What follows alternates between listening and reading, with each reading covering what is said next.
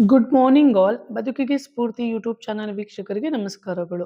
So ಈಗ time 4:40 ಆಗಿದೆ. So ನಾನು 4 ಎದ್ದು ನನ್ನ ದೈನಂದಿನ ವರ್ಕ್‌ಗಳನ್ನೆಲ್ಲ ಮುಗಿಸ್ಕೊಂಡು ಇಲ್ಲಿ ಹೊರಗಡೆ ಹೊಸ್ತಿಲು ಪೂಜೆನ ಮಾಡ್ತಾ ಇದ್ದೀನಿ. ಸೊ ಇವತ್ತು ಶ್ರಾವಣ ಶನಿವಾರ ಆಗಿದ್ದು, ಅದರ ಜೊತೆಗೆ ನನ್ನ 11 ದಿನಗಳ ಆಮ್, ಹನುಮಾನ್ ಸಂಕಲ್ಪ ಮಾಡ್ತಾ ಇದ್ದೀನಿ. ಅಂದ್ರೆ ಹನುಮಾನ್ ಚಾಲೀಸ ಸಂಕಲ್ಪ. ಸೊ ನಾವು 11 ಡೇಸು 11 ಟೈಮ್ಸು ಓದ್ಬೇಕಾಗುತ್ತೆ ಹನುಮಾನ್ ಚಾಲೀಸ. ಸೊ ಹಾಗಾಗಿ ನಾನು ಅದನ್ನ ತಯಾರು ಮಾಡ್ಕೊಂತಿದ್ದೀನಿ. ಇದು ಮೊದಲನೇ ದಿನ ಆಗಿರೋದ್ರಿಂದ ಸ್ವಲ್ಪ ಸ್ಪೆಷಲ್ ಅನ್ಸುತ್ತು. ಆಮೇಲೆ ಇವತ್ತು ನಾವು ದೇವಸ್ಥಾನಕ್ಕೂ ಹೋಗ್ತಾ ಇದ್ದೀವಿ. ಸೊ ಹಾಗಾಗಿ ಬೆಳಗ್ಗೆನೆ ಎದ್ದು ಪೂಜೆ ಎಲ್ಲ ಮಾಡ್ತಾ ಇದ್ದೀನಿ. ಹನುಮಾನ್ ಚಾಲೀಸ 11 ಡೇಸಿನ ಸಂಕಲ್ಪ ಬಗ್ಗೆ ನಾನು ಅನದರ್ ವಿಡಿಯೋದಲ್ಲಿ ಹೇಳ್ತೀನಿ. ಬಟ್ ಇವತ್ತು ಫಸ್ಟ್ ಡೇ ಆಗಿದ್ರಿಂದ ತುಂಬಾನೇ ಸ್ಪೆಷಲ್ ಅನಿಸ್ತಾ ಇದೆ. ತುಂಬಾ ಖುಷಿ ಆಗ್ತಾ ಇದೆ. ದೇವರಿಗೆ ಅರ್ಲಿ ಮಾರ್ನಿಂಗ್ ಪೂಜೆ ಮಾಡೋದ್ರಿಂದ ತುಂಬಾನೇ ಪಾಸಿಟಿವಿಟಿ ಇರುತ್ತೆ. ಸೊ ಅದು ಯಾಕೆಂತ ಗೊತ್ತಿಲ್ಲ. ಆಮೇಲೆ ದೇವರಿಗೆ ಈಸಿಯಾಗಿ ಕನೆಕ್ಟ್ ಆಗ್ತೀವಿ ಅಂತ ಅಂದ್ಬಿಟ್ಟು ಹೇಳ್ತಾರೆ. ಸೊ ಹಾಗಾಗಿ ನಾನು ವಿತಿನ್ 5 ಎಲ್ಲ ವರ್ಕ್ ಮುಗಿಸ್ಕೊಂಡು ದೆನ್ 5:00ಗೆ ಸ್ಟಾರ್ಟ್ ಮಾಡ್ಕೊಂಡೆ ಅಂದ್ರೆ ಹನುಮಾನ್ ಚಾಲೀಸ ಓದ್ಲಿಕ್ಕೆ. ಸೊ ಅದೇನೋ ತುಂಬಾ ಪಾಸಿಟಿವಿಟಿ ಇರುತ್ತೆ. ಜಾಸ್ತಿ ಇರುತ್ತೆ ಆಕ್ಚುಲಿ ಅರ್ಲಿ ಮಾರ್ನಿಂಗ್ ಪೂಜೆ ಮಾಡೋದ್ರಿಂದ ಅವತ್ತೇನೋ ಒಂಥರ ಫುಲ್ ಆಫ್ ಪಾಸಿಟಿವಿಟಿ ಇರುತ್ತೆ. ಸೊ ಆಕ್ಚುಲಿ ಈ ಸ್ವಾರ್ಥ ಮತ್ತು ಹಿಂಸೆಯ ಈ ಜಗತ್ತಿನಲ್ಲಿ ನಕಾರಾತ್ಮಕತೆ ತುಂಬಾನೇ ಹೆಚ್ಚಾಗಿದೆ. ಅಂದ್ರೆ ನೆಗೆಟಿವಿಟಿ ತುಂಬಾ ಜಾಸ್ತಿ ಇದೆ. ಬಟ್ ಅದನ್ನ ಸ್ವಲ್ಪ ನಾವು ಅವಾಯ್ಡ್ ಮಾಡಿ ಪಾಸಿಟಿವಿಟಿ ಬೇಕು ಅಂದ್ರೆ ಬೆಳಗ್ಗೆ ಪೂಜೆ ಮಾಡೋದು, ಅಂದ್ರೆ ಮುಂಜಾನೆಯಲ್ಲಿ ಅಂದ್ರೆ ಸೂರ್ಯ ಹುಟ್ಟಕ್ಕಿಂತ ಮುಂಚೆ ಮಾಡುವಂತ ಪೂಜೆಯಲ್ಲಿ ತುಂಬಾನೇ ನಮ್ಗೆ ಆ ಫೀಲ್ ಬರುತ್ತೆ. ಸೊ ತುಂಬಾನೇ ದೇವರ ಆರಾಧನೆ ಆ ಟೈಮಲ್ಲಿ ಮಾಡೋದು ತುಂಬಾ ಮುಖ್ಯ. ಎಂತ ಕಠಿಣ ಪರಿಸ್ಥಿತಿ ಅಂದ್ರೆ ನಮ್ಗೆ ಲೈಫಲ್ಲಿ ತುಂಬಾನೇ ಕಷ್ಟ ಅನಿಸ್ತಿದೆ, ತುಂಬಾ ಬೇಜಾರಾಗ್ತಿದೆ. ಅದು ಸರ್ವಸಾಮಾನ್ಯ, ಎಲ್ಲರಿಗೂ ಕಷ್ಟ ಅನ್ನೋದು ಬಂದೇ ಬರುತ್ತೆ. ಸೊ ನಮಗೆ ಸ್ವಲ್ಪ ಜಾಸ್ತಿ ಇರ್ಬೋದು, ಬೇರೆಯವ್ರಿಗೆ ಕಮ್ಮಿ ಇರ್ಬೋದು, ಅಥವಾ ಅವರಿಗೆ ಜಾಸ್ತಿ ಇರ್ಬೋದು, ಆ ತರ ಅನ್ಸುತ್ತೆ. ಸೊ ಏನೇ ಒಂದು ಕಷ್ಟಗಳಿದ್ರು ಸೊ ಅದನ್ನ ನಾವು ಆ ಪರಿಸ್ಥಿತಿನ ಎದುರಿಸ್ಬೇಕಾದ್ರೆ ನಮ್ಗೊಂದು ಧೈರ್ಯ ಶಕ್ತಿ ಬೇಕಾಗುತ್ತೆ. ಸೊ ಹಾಗಾಗಿ ನಾನು ಅಂತ ಟೈಮಲ್ಲಿ ಆಕ್ಚುಲಿ ಇದು 11 ಡೇಸ್ ಪೂಜೆ ನಾನು ಸ್ಟಾರ್ಟ್ ಮಾಡ್ತಾ ಇರ್ತೀನಿ. ಅಂದ್ರೆ ಲಾಫ್ಟರ್ ಏನಾದ್ರು ಒಂದು ಬೇಡಿಕೆ ಅಥವಾ ಏನಾದ್ರು ಒಂದು ತುಂಬಾ ನೋವಾಗ್ತಿದೆ, ಬೇಜಾರಾಗ್ತಿದೆ ಅಂದ್ರೆ ಆ 11 ಡೇಸ್ ಪೂಜೆ ಮಾಡಿದ್ಮೇಲೆ ನನಗೆ ಗೊತ್ತಿಲ್ದಂಗೆ ತುಂಬಾನೇ ಪಾಸಿಟಿವಿಟಿ ಇರುತ್ತೆ. ಸೊ ಹಾಗಾಗಿ ಮತ್ತೆ ನಾವು ಆ ಸಂಕಲ್ಪ ಇಟ್ಕೊಂಡು ಯಾವ್ದಾದ್ರು ಒಂದು ಬೇಡ್ಕೊಂಡ್ರೆ ಆ 11 ಡೇಸ್ ಅಲ್ಲಿ ಅಥವಾ 11 ಡೇಸ್ ಆಫ್ಟರ್ ಆದ್ರೂ ಸರಿ ಆ ಕೆಲಸ ನಮ್ಗೆ ಆಗೇ ಆಗುತ್ತೆ ಅಂತ ಅಂದ್ಬಿಟ್ಟು ಒಂದು ನಂಬಿಕೆ ಇದೆ. ಸೊ ನಾನು ಹಾಗಾಗಿ ಆಗಾಗ ಈ ರೀತಿ 11 ಡೇಸ್ ಹನುಮಾನ್ ಚಾಲೀಸ ಸಂಕಲ್ಪ ಮಾಡ್ತಾ ಇರ್ತೀನಿ.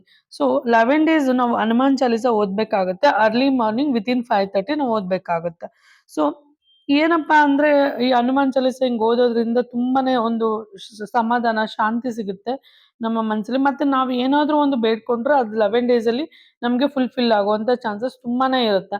ಹಾಗಾಗಿ ನಾನು ಈ ರೀತಿ ಪೂಜೆ ಮಾಡ್ತಾ ಇರ್ತೀನಿ. ಅಂದ್ರೆ ಅರ್ಲಿ ಮಾರ್ನಿಂಗ್ ಆದ್ರೂನು ತುಂಬಾ ಸಿಂಪಲ್ ಪೂಜೆ.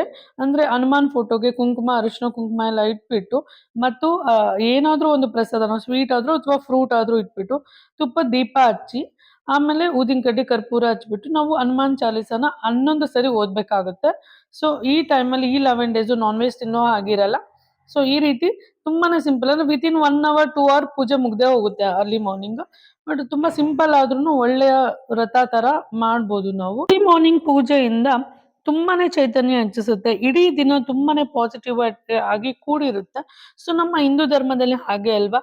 ಪ್ರತಿಯೊಂದಕ್ಕೂ ನಾವು ಒಂದು ಆಚರಣೆಗೂ, ಪ್ರತಿಯೊಂದು ಸಂಪ್ರದಾಯಕ್ಕೂ ತನ್ನದೇ ಆದಂತ ಮಹತ್ವವಿದೆ.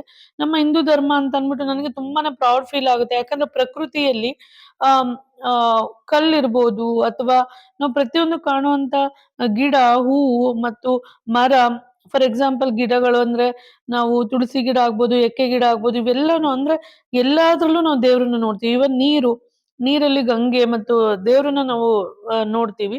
ಸೊ ಆ ಪ್ರತಿಯೊಂದು ಪ್ರಾಣಿ, ಪಕ್ಷಿಗಳಲ್ಲೂ ನಾವು ದೇವ್ರನ್ನ ಆರಾಧಿಸ್ತೀವಿ. ಹಾಗಾಗಿ ನಂಗೆ ತುಂಬಾ ಪ್ರೌಡ್ ಫೀಲ್ ಆಗುತ್ತೆ.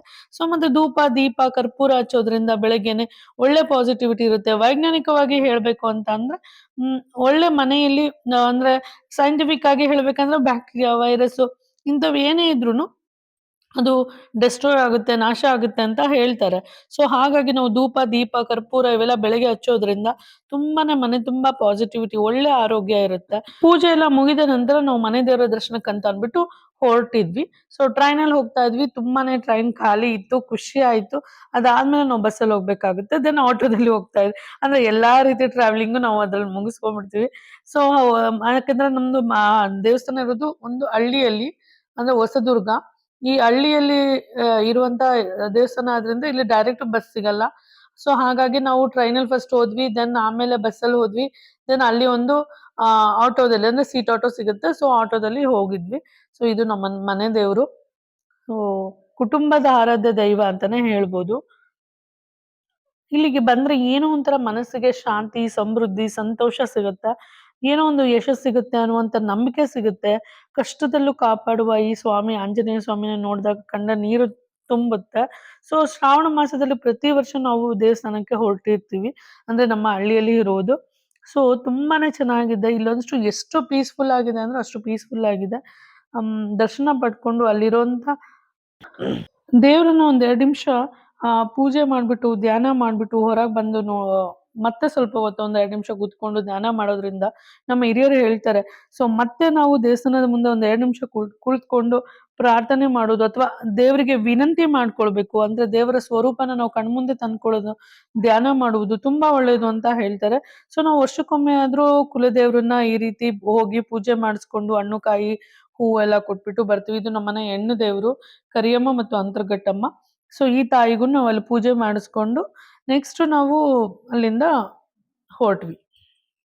ಕುಲದೇವರ ಅಂದ್ರೆ ಮನೆ ದೇವರ ದರ್ಶನ ತುಂಬಾನೇ ಮುಖ್ಯ. ಯಾಕೆ ಅಂತಂದ್ರೆ ನಾವ್ ಯಾವುದೇ ಒಂದು ಶುಭ ಕಾರ್ಯಗಳು ಏನೇ ಸ್ಟಾರ್ಟ್ ಮಾಡ್ಬೇಕಂದ್ರು ಮದ್ವೆಲಾಗಿರ್ಬೋದು, ಮಗುವಾದಾಗ ಆಗಿರ್ಬೋದು, ಪ್ರತಿಯೊಂದಕ್ಕೂ ನಾವು ಆ ದೇವ್ರ ದರ್ಶನ ನಮ್ಮ ಮನೆಯ ದೇವರ ದರ್ಶನ ಮಾಡೋದ್ರಿಂದ ಆ ದೇವ್ರು ನಮಗೆ ಯಾವತ್ತೂ ಕಾಪಾಡುತ್ತೆ. ಅಂದ್ರೆ ಏನೇ ಒಂದು ಕಷ್ಟಗಳಿದ್ರೂನು ಆ ತಂದೆ ನಮ್ಮನ್ನ ಕಾಪಾಡುತ್ತೆ. ಮನೆ ಮಕ್ಕಳ ಭವಿಷ್ಯ ಉತ್ತಮವಾಗಿರುತ್ತೆ ಅನ್ನೋದು ನಮ್ಮ ಹಿರಿಯರ ನಂಬಿಕೆ. ಹಾಗಾಗಿ ನಾನು ಪ್ರತಿ ವರ್ಷ ಮಾಡ್ಕೊಂಡು ಬರ್ತೀವಿ. ಸೊ ಆಂಜನೇಯ ಸ್ವಾಮಿ ನನ್ನ ಹಸ್ಬೆಂಡ್ ಮನೆ ದೇವರಾಗಿದ್ರುನು ಆದ್ರೆ ಬಿಫೋರ್ ಮ್ಯಾರೇಜ್ ಇಂದನೂ ನಂಗೆ ಆಂಜನೇಯ ಸ್ವಾಮಿ ಅಂದ್ರೆ ತುಂಬಾನೇ ಇಷ್ಟ ಆಯ್ತು. ಯಾಕಂದ್ರೆ ಶಕ್ತಿ, ಧೈರ್ಯ, ಭಕ್ತಿ, ನಿಷ್ಠೆಗೆ ಸಂಕೇತನೇ ಆಂಜನೇಯ ಸ್ವಾಮಿ. ಬಹುಬೇಗ ಭಕ್ತರ ಕಷ್ಟಗಳನ್ನು ನಿವಾರಿಸುವ ದೈವ ಅಂತಾರೆ. ಶನಿ ದೋಷಗಳು ಏನೇ ಇದ್ರೂನು ದೂರ ಮಾಡುವಂತ ಏಕೈಕ ದೈವ ಆಂಜನೇಯ ಸ್ವಾಮಿ.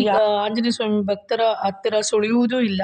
ಸೊ ಈ ತಂದೆಯ ಭಕ್ತಳಾಗಿರೋದೇ ನನ್ನ ಪುಣ್ಯ, ಈ ಜನ್ಮದ ಪುಣ್ಯ ಅಂತ ಅನ್ಕೊಂತೀನಿ. ಸೊ ಈ ವಿಡಿಯೋ ನೋಡಿದ ನಿಮಗೂ ಎಲ್ಲರಿಗೂ ಆಂಜನೇಯ ಸ್ವಾಮಿ ಆಶೀರ್ವಾದ ಸಿಗಲಿ ಮತ್ತು heartly thanks for watching the video. So video ನಮ್ಮದು, ಲೈಕ್ ನಿಮ್ಮದು. ಸೊ ಲೈಕ್ ಆದರೆ ದಯವಿಟ್ಟು ಒಂದು ಲೈಕ್ ಕೊಡಿ ಮತ್ತು ಕಮೆಂಟ್ ಮಾಡಿ. Thank you.